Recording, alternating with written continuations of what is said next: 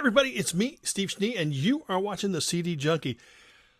You know, every year or two, I like to talk about a group called The Last because they don't get enough attention, and I think they deserve a lot of attention. And I know some of you have heard this story before, and I'm going to try to make it as brief as possible because I want to just highlight this band, at least the early part of their career.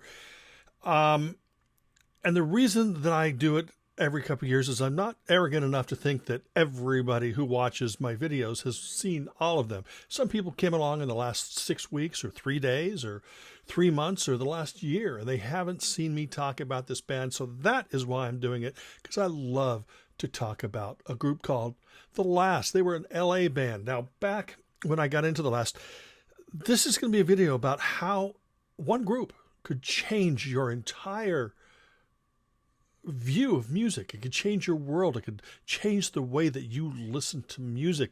You know, everybody says, oh, it was when I saw the Beatles on Ed Sullivan. There were 2 times that a band changed the way that I listened to music. Number one was back in early 1978 when I saw The Jam on a late night video show. This show hosted by Leon Russell. I was waiting to watch the new video by Queen. And so I saw Kate Bush, The Clash, The Jam, Liar, I think was on there as well. And it also, oh man, but when I saw The Jam, I was going, oh my God, it's the punk rock Beatles. I mean, I already knew what punk rock was, by hearing the Ramones and things like this. But that was the first time I saw a punk band playing Rickenbacker, suits, ties, everything. I was hooked, and I started buying any type of punk, new wave, power pop, anything from this new genre that was coming up. It was early 1978, so I was about 14 years old when that started. So a year later, I'm going through Licorice Pizza. You know, I'd basically, if a group has the word "the" in front of their name, I would pick up the album and look at it and see, hey, is this something for me? So I pick up this album by The Last. And I was not a big fan of like the Stones. I love the Stones' poppier stuff, but sort of the blues, garagey type kind of stuff, take it or leave it. And that's what The Last LA Explosion, the album, reminded me of. It was a brand new release. I believe I saw it the first week it came out in the bins at Licorice Pizza. And then I turned it around and it was on Bump Records. Now, Bump Records was an independent label. And at this point, for the last year, since I'd been buying all of my music, I was just buying major label stuff that was on Polydor, Polygram, Uni, Sony, RCA, whatever.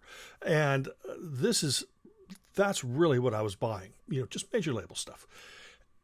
What I didn't realize back then is that a lot of this major label stuff that I was buying on American labels were licensed through independent labels in the UK. So, labels like Rough Trade, Stiff, things like this, they were licensing stuff to major labels. I didn't realize that, so when I saw this was an independent label, I was going, this is probably crap. I was thinking more like those, private press albums. So with this album by The Last, I went back a couple days later, maybe I had my allowance or maybe I sold something and got a little bit of money. So I went back to the record store and I picked up The Last album again and this does look really good. But it might be garage or punk. And I wasn't in the mood for that. I wanted something just melodic and something I could snap my fingers and tap my toes to, if I could feel my toes at the time. But it was just, I was just looking for, and I probably bought something else that day. Then maybe another 5 days went by. I went back and The Last was still in the bin. And I thought, you know what? This is $4.79 or whatever the price was, $3.69 at the time. So I had that money in my pocket. I bought it. And I just kept thinking, I hope this isn't a mistake.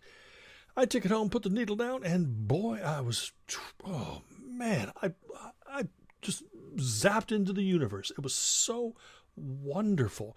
It was a melange of different styles. You heard garage in there, you heard psychedelic in there, you heard punk, you heard everything, the 60s pop, you heard Beatlesque pop, you heard the Kinks, you heard these great weird little psychedelic or garage chord changes that actually were quite beautiful. And every song of the album was different. It sounded like the same exact band, but everything was different. You had Joe Nolte, who was the main songwriter and the main singer.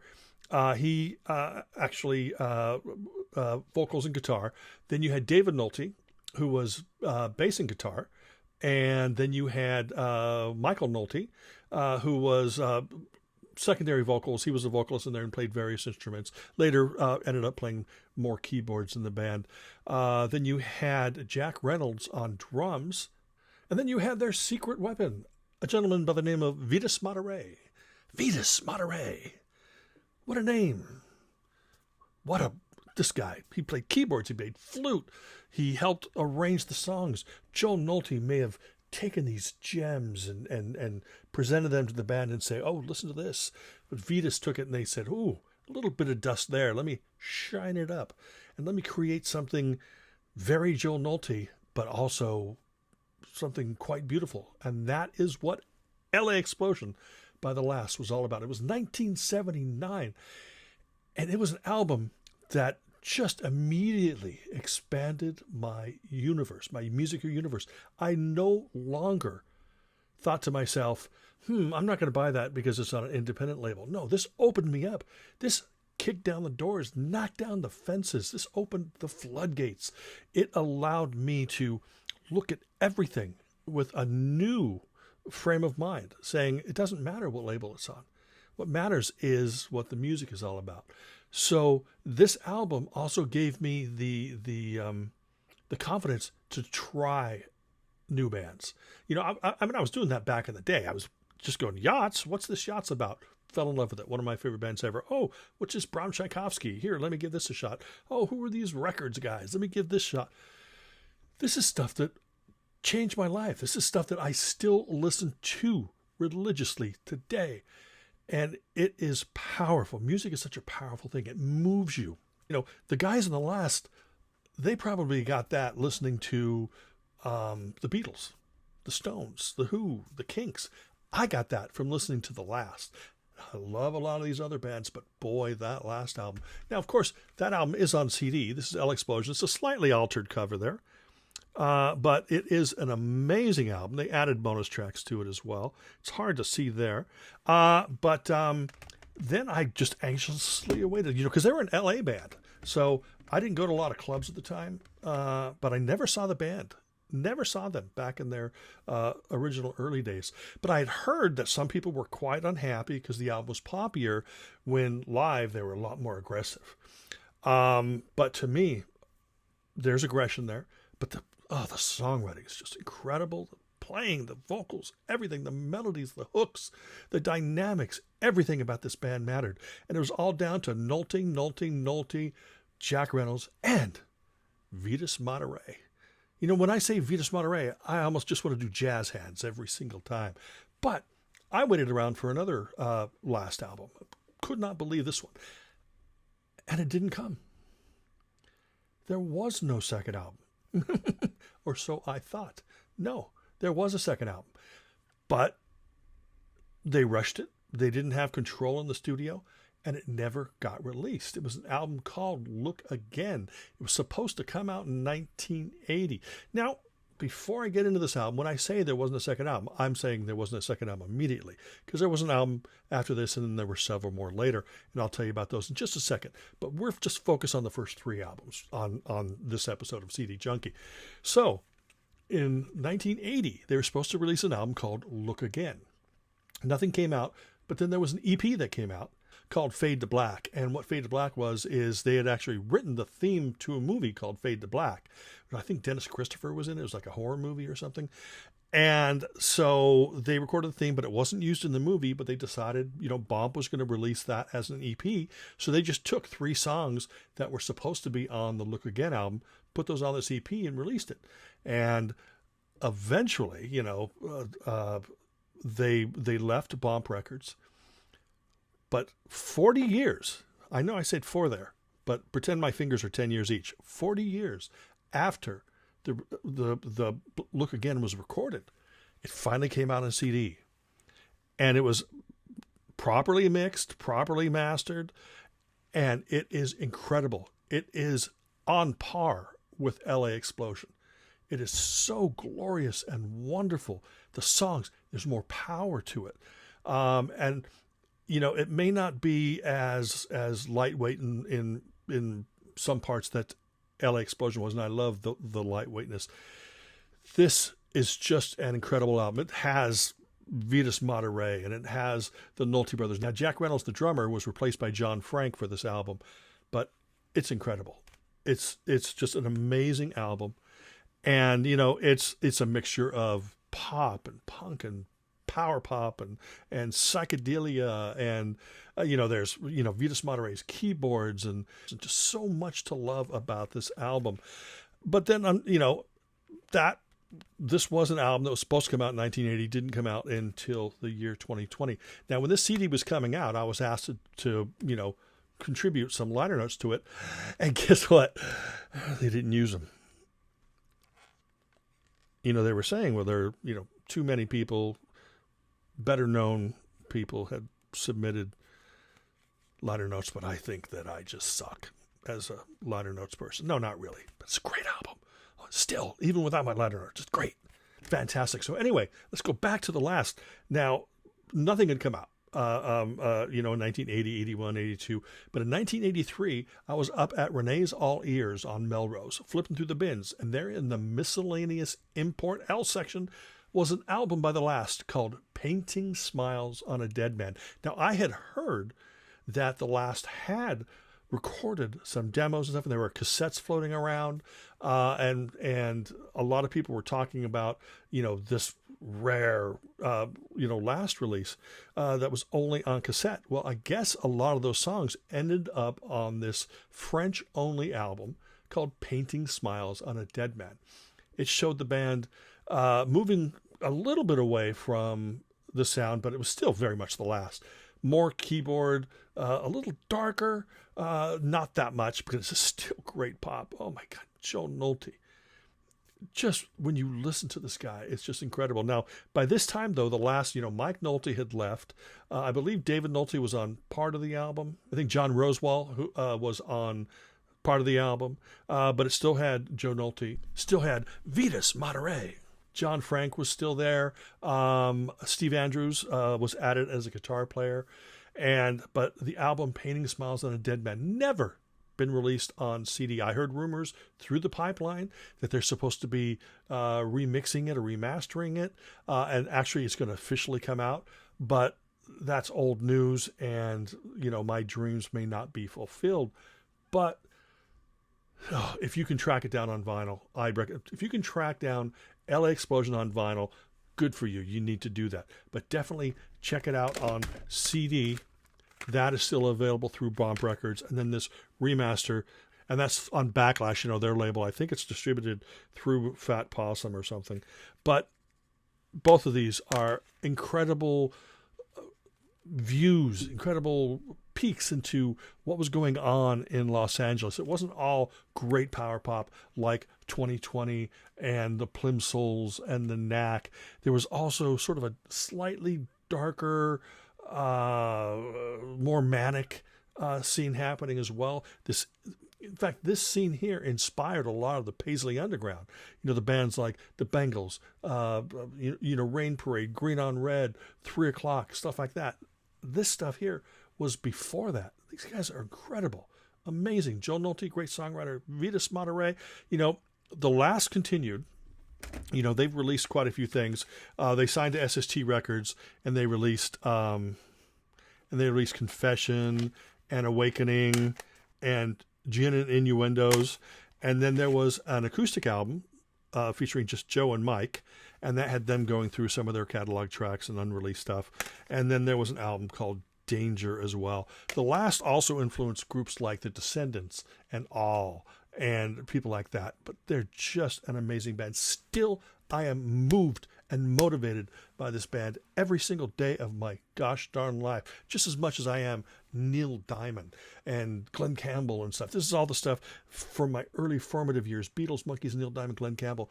Then comes the Jam and the Last and Yachts and the Clash, and just ever since then it's just been this roller coaster of just trying to embrace as much music and to give bands a chance.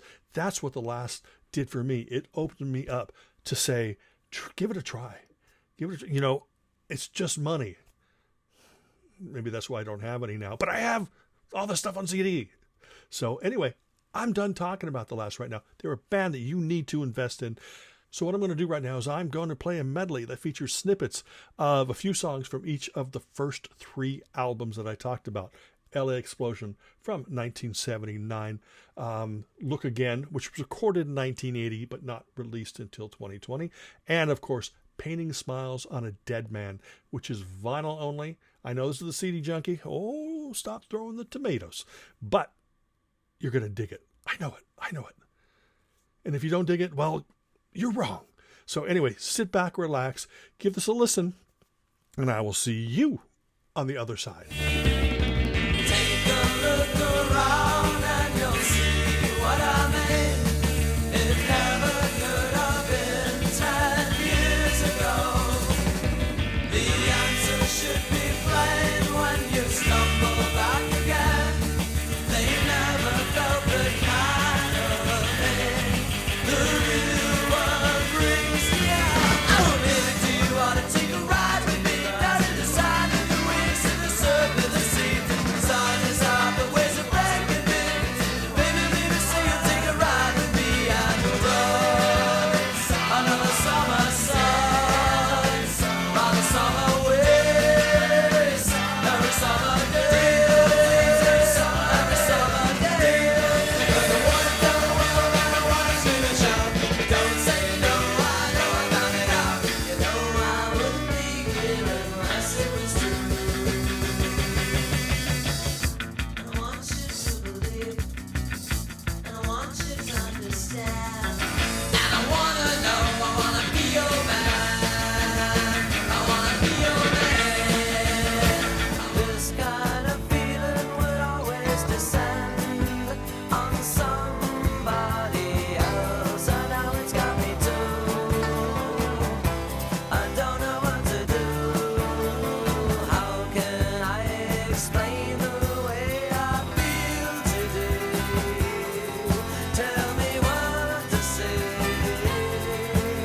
to make you believe in my hour of need. I'm feeling blue, I can only turn to you. Rock and roll is here to stay, so they said in 58. All the rest is history, and you know what I mean. Guess we all know by now, no one wants it anyhow. The world's a club that don't allow the likes of you around. You don't mind, you call it life, but is it right when there's nowhere else to go? I took the subway home. I stand for all to see. I sit here all alone. There's something wrong with me. I feel the engines run. I must be the enemy.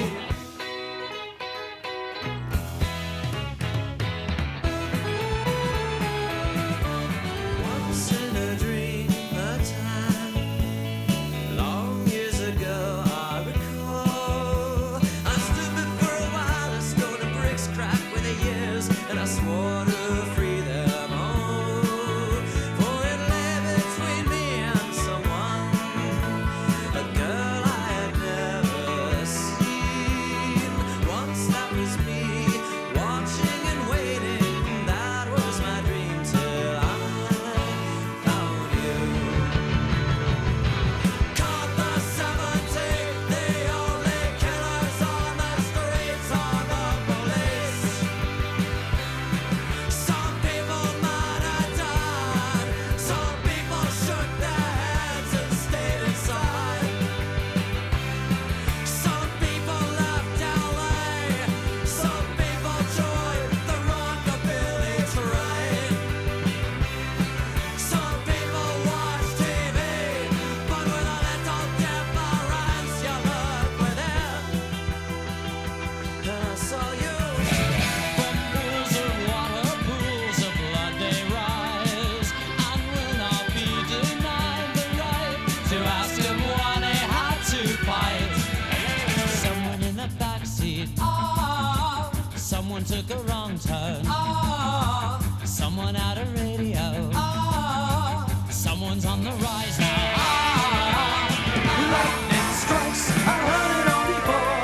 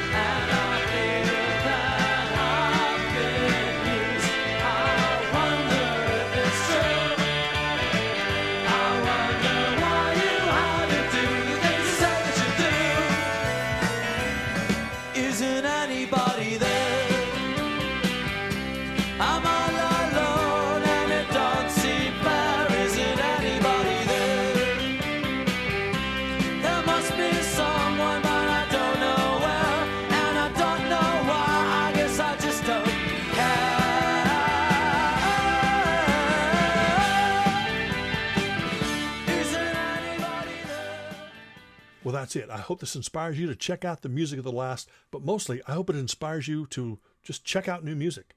Always give new music a chance. I see people on other channels bitching, moaning, and complaining about how rock and roll is dead and all the old bands are this, but just keep looking for the new stuff. It's out there. It's great.